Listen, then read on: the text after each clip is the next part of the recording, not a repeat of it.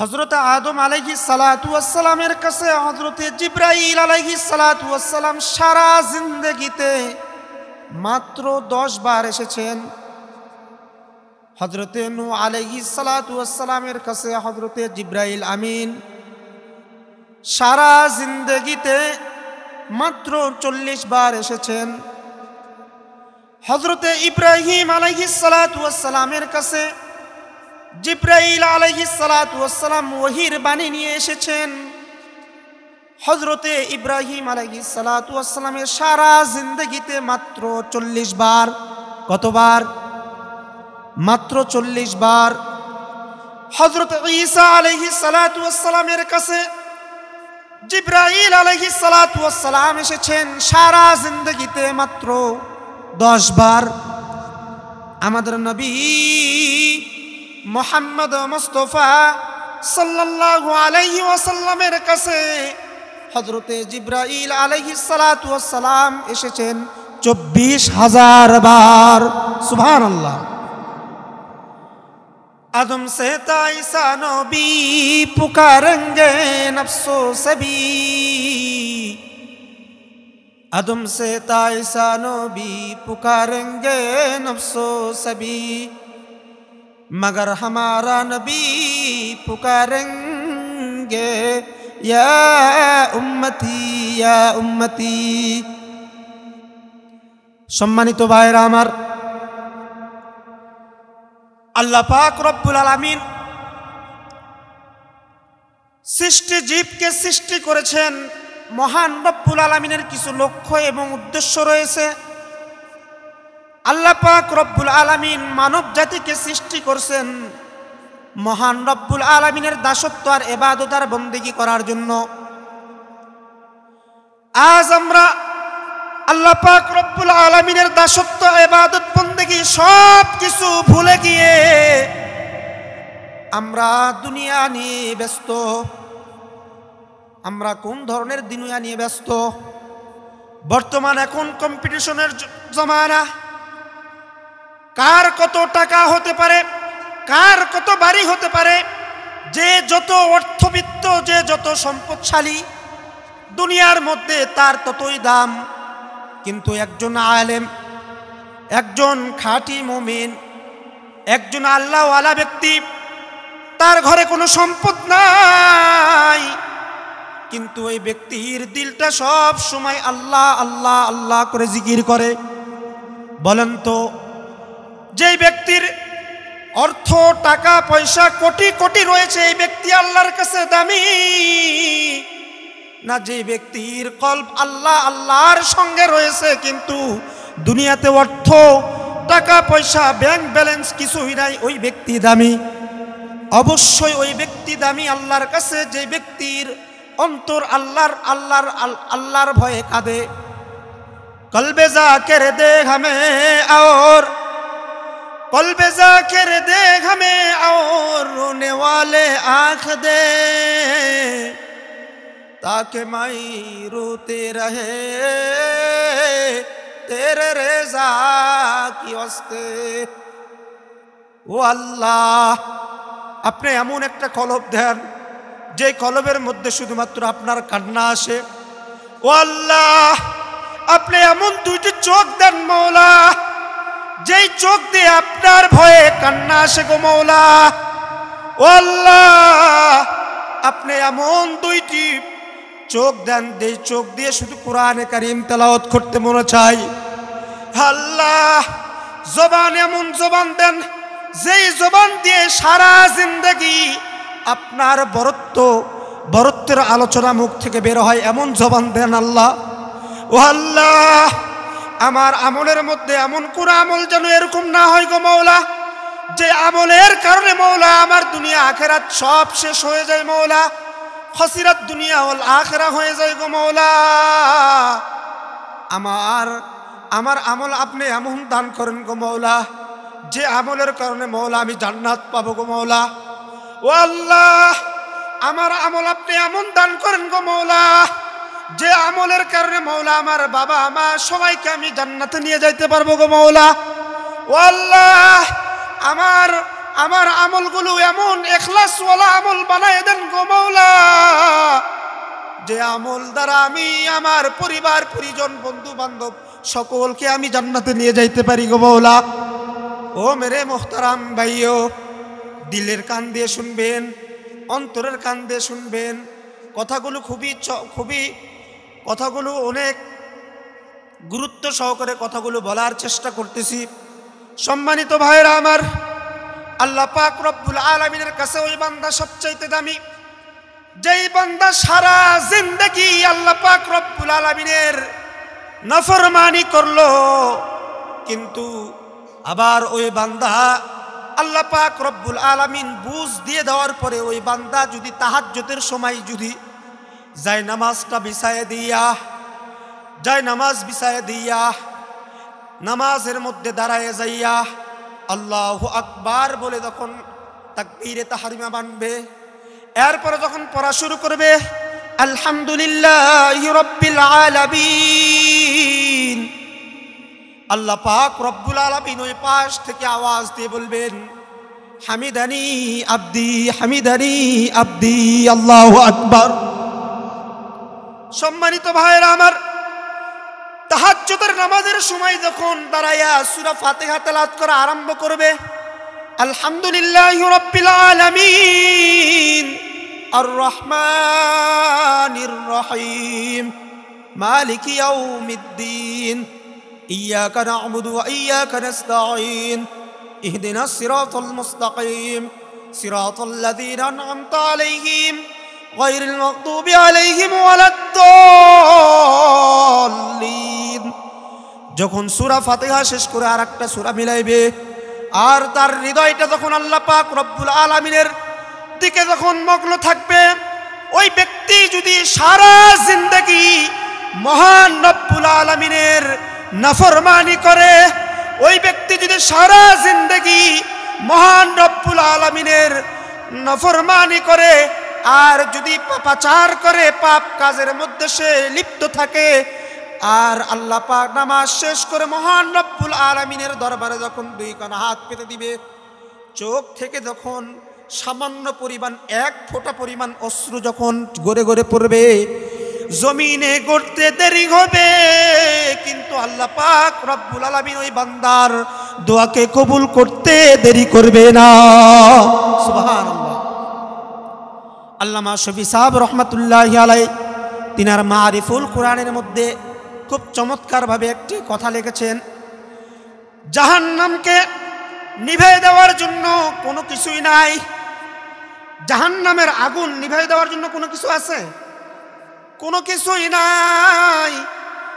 একমাত্র জাহান্নামের আগুন নিভিয়ে যাইবে একজন মুমিনের, খাঁটি মুমিনের চোখের পানি। সুবহানাল্লাহ। সম্মানিত ভাইরা আমার, এই দুনিয়ার ক্ষমতা, অর্থ, টাকা পয়সা, বরত্ব, অহংকার, এগুলো কোনো কিছুই কাজে আসবে না। আমি আপনি যখন ইন্তেকাল করব, ইন্তেকাল করার পরে আমার আপনার লাশটা যখন কবরের মধ্যে রাখা হবে, মুনকার নাকির কবরের মধ্যে আসবে। আসার পরে বলবেন মান রব্বুকা ওমা দীনুকা ওমান হাযার রাজুলুল্লাযী বুইসা ফীকুম ইকালু লাহু মুহাম্মদ। এই তিনটি প্রশ্ন করবে। এই তিনটি প্রশ্নের উত্তর যদি আমি আপনি যদি যথাযথভাবে দিতে পারি, আলহামদুলিল্লাহ, আপনার আমার জন্য আল্লাহ পাক রব্বুল আলামিন জান্নাতের সুব্যবস্থা করে দিবেন। আর যদি আমি আপনি যদি এই তিনটার উত্তর যদি না দিতে পারি, তাহলে আমার আপনার কবরটা হয়ে যাবে জাহান্নাম। আল্লাহ পাক রব্বুল আলামিন আমাদের সকলের আমলগুলোকে মজবুত করে দেখ। আল্লাহ পাক আমাদের ঈমানগুলোকে মজবুত করে দেখ। বর্তমান সময়ে ক্ষমতা নিয়ে, টাকা নিয়ে, এগুলো নিয়ে কত কি চলতেছে, প্রতিযোগিতা চলতেছে। এই যে আজকেই দেখছি ফেসবুকে চলে আসলো যে তৃতীয় শ্রেণীর বই, ইসলামী শিক্ষা একটা বই, যেখানে দেখলাম যে সেখানে ইসলামী শিক্ষা বইয়ের নাম, আবার সেখানে দেবদেবীর ছবি। ঠিক কিনা বলেন? মুসলমানেরা আজও বলতে হবে। মুসলমানের কিতাবের মধ্যে দেখলাম ইসলাম শিক্ষা, আবার সেই বইয়ে দেবদেবীর ছবি থাকতে পারে। আমাদের বাংলাদেশের শিক্ষা ব্যবস্থা কত অধপতন হলে এই অবস্থা হতে পারে, ঠিক কিনা বলেন?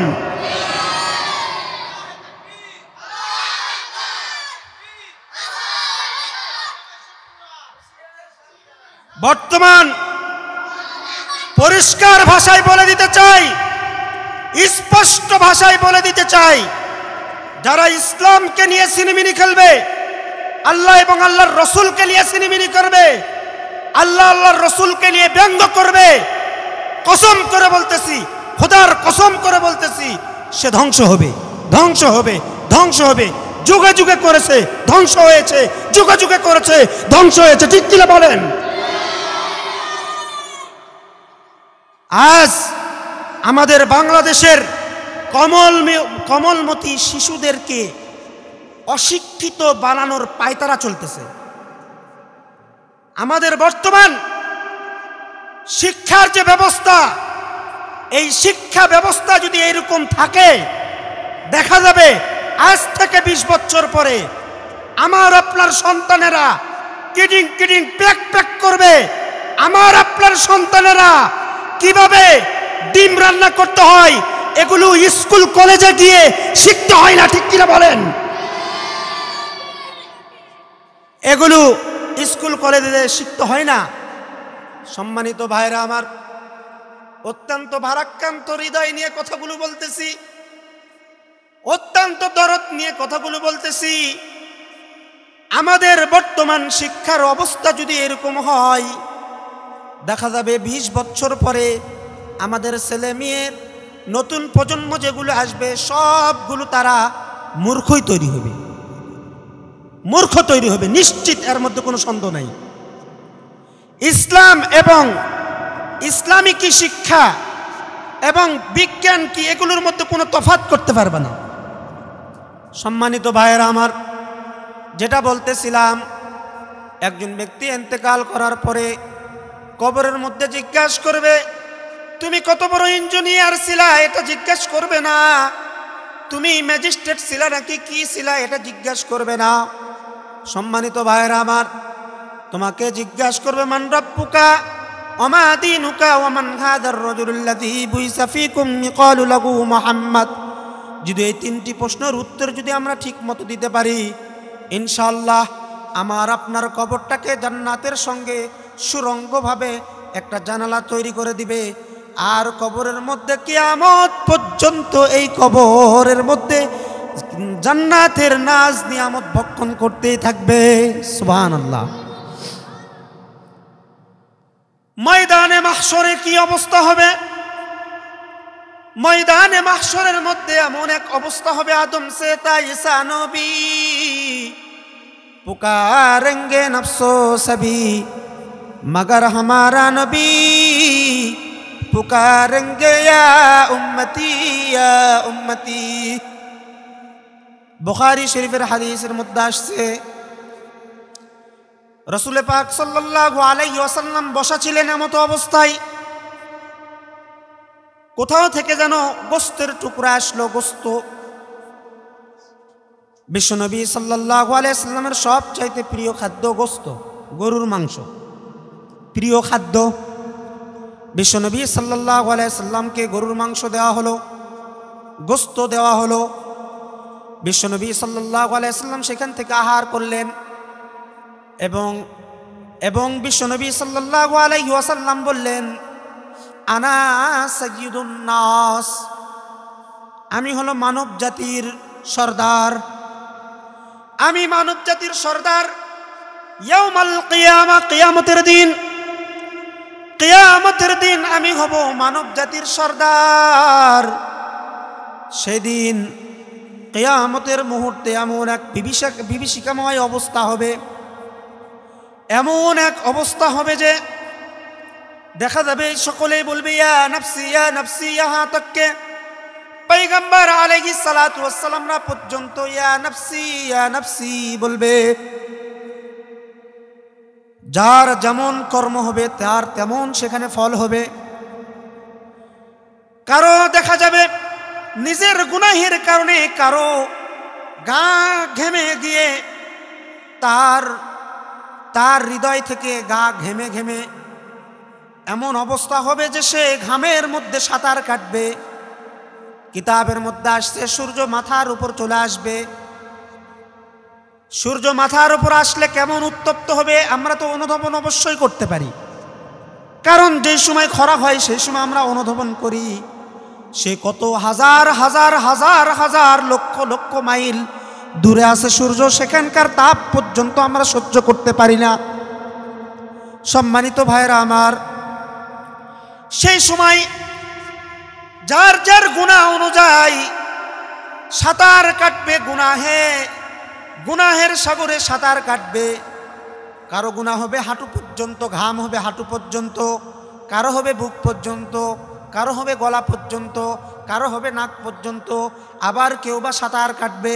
এমন এক মুহূর্ত, এই মুহূর্তের মধ্যে উম্মতের মধ্যে এমন অবস্থা দেখা যাবে সকলেই বিচলিত, সকলেই আতঙ্কিত। সেই সময় দেখা যাবে কে যেন একজন ডাক দিবে, সেই ডাকের সাড়া দিবে। দেওয়ার পরে সকলেই সিদ্ধান্ত নিবে যে অবস্থা হয়ে গেছে, এই অবস্থা যদি এমন থাকে তাহলে তো অবস্থা খারাপ হয়ে যাবে।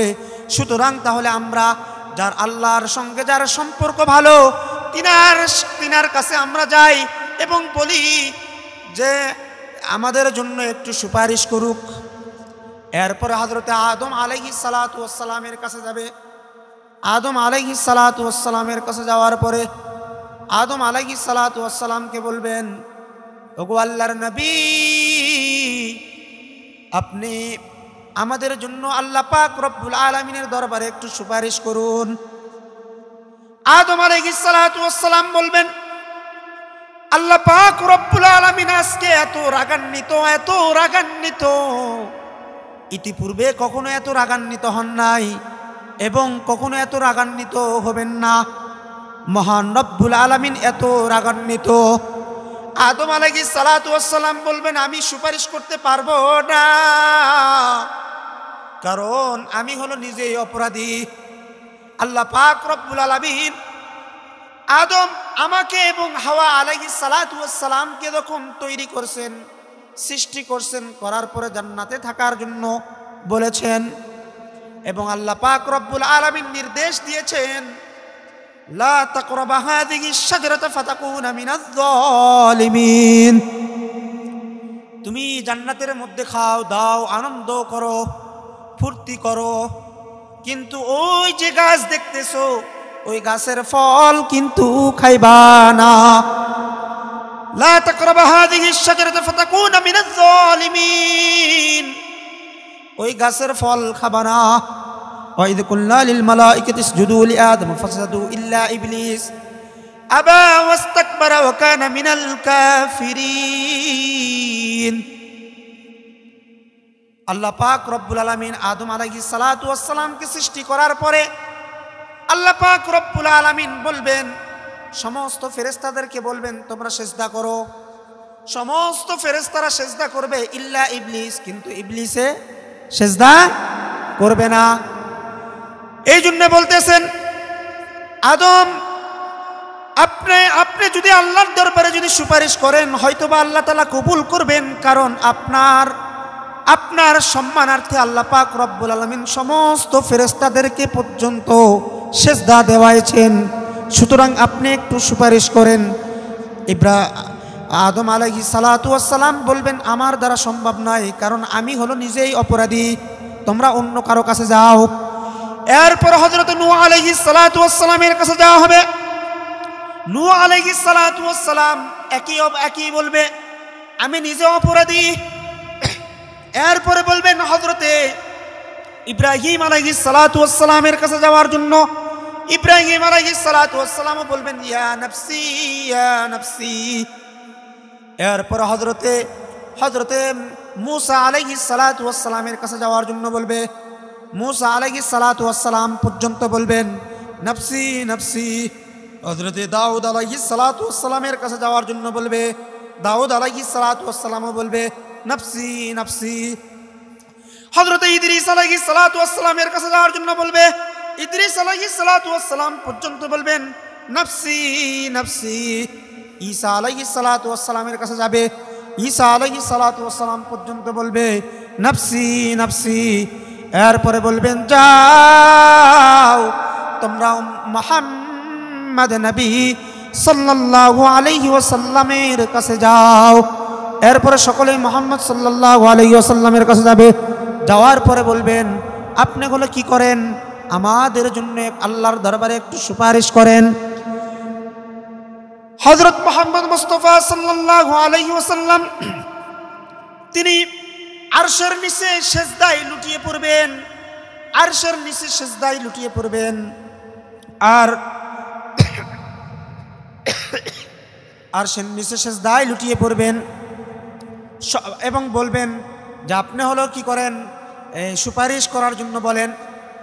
হযরতে মুহাম্মদ মুস্তাফা সাল্লাল্লাহু আলাইহি ওয়াসাল্লাম, হযরত মুহাম্মদ মুস্তাফা সাল্লাল্লাহু আলাইহি ওয়াসাল্লাম আরশের নিচে সিজদায় অবনত হয়ে যাবে। আল্লাহ পাক রব্বুল আলামিন বলছেন ওয়ালা সাওফা ইউতিকা রাব্বুকা ফাতারদা আলাম ইয়াজিদকা ইয়াতীমান ফাআওয়া। হযরতে মুহাম্মদ মুস্তাফা সাল্লাল্লাহু আলাইহি ওয়াসাল্লাম তিনি সিজদায় অবনত হয়ে থাকবেন, আল্লাহর কাছে চাইবেন আমার সমস্ত উম্মতকে জান্নাতে দিতে হবে। যতক্ষণ পর্যন্ত আপনি জান্নাতে না দিবেন ততক্ষণ পর্যন্ত আমি মাথা উঠাবো না। আল্লাহু আকবার। এরপরে আল্লাহ পাক রব্বুল আলামিন বলবেন ঠিক আছে তোমার একটা দল এই উম্মতকে তুমি বিনা হিসাবে জান্নাতে আমি দিয়ে দিলাম। বাবুল আইমান দিয়ে জান্নাতের একটি দরজা, সেটা হলো বাবুল আইমান। এই বাবুল আইমান এই গেট দিয়ে তাদেরকে পাঠিয়ে দাও। এরপরে বলবেন ইরফা রাসাক, হে নবী আপনি আপনার মাথাকে উত্তোলন করুন, হে নবী আপনি আপনার মাথাকে উত্তোলন করুন। আল্লাহর নবী মাথা উত্তোলন করবেন না, বলতেছেন আমার নবী আমার উম্মতের মধ্যে এমন যেন না হয় যে জাহান্নামে যাবে। ফামান ইয়ামাল মিসকালা যাররাতিন খায়রান ইয়ারা ওয়া মান ইয়ামাল মিসকালা যাররাতিন শাররান ইয়ারা। যার দিলের মধ্যে সরিষা পরিমাণ যার মধ্যে ঈমান থাকবে তাকেও আল্লাহ পাক রব্বুল আলামিন জান্নাতে দিবেন। সুবহানাল্লাহ। এই জন্য ভাইরা আমার, এই জন্য আমাদেরকে খেয়াল করতে হবে দুনিয়ার জমিন, এই দুনিয়ার জমিন ক্ষণস্থায়ী জিন্দেগি, এটা ভোগ বিলাসী এবং আনন্দ করার জায়গা নয়, এখানে আরাম আয়েশ করার জায়গা নয়। আর দুনিয়া সিজনুল মুমিন ওয়া জান্নাতুল কাফির, দুনিয়া হলো মুমিনদের জন্য জেলখানা আর কাফের মুশরিকদের জন্য জান্নাত। আজ আমার বাংলাদেশের হাজার হাজার উলামায়ে কেরামদেরকে জেলখানার মধ্যে আবদ্ধ করে রাখছেন। আমার নিজে চোখে দেখা, আমি কিন্তু নিজেও এক সময় জেলখানায় গিয়েছিলাম, আমি নিজেও কিন্তু জেলখানায় গিয়েছিলাম। জানি না কি কারণে গিয়েছিলাম, কোনো অপরাধ ছিল না, কোনো কিছুই জানিও না। অযথা মিথ্যা মামলায় আমিও জেলখানায় গিয়েছিলাম। জেলখানায় গিয়ে দেখেছি যে সেখানের ভিতরের যে অবস্থা, ভিতরের যে কার্যকলাপ, সম্মানিত ভাইরা আমার, ভিতরের এমন অবস্থা, আমরা সকলেই বলি দুর্নীতির বিরুদ্ধে কথা বলতে হবে। দেখা যাবে যে ভালো ভালো উচ্চ অঙ্গে দেখা যায় দুর্নীতি মুক্ত এলাকা, অথচ ওই এলাকাগুলোতেই বেশি দুর্নীতি হয়, ওই এলাকাগুলোতে কি হয়, বেশি দুর্নীতি হয়।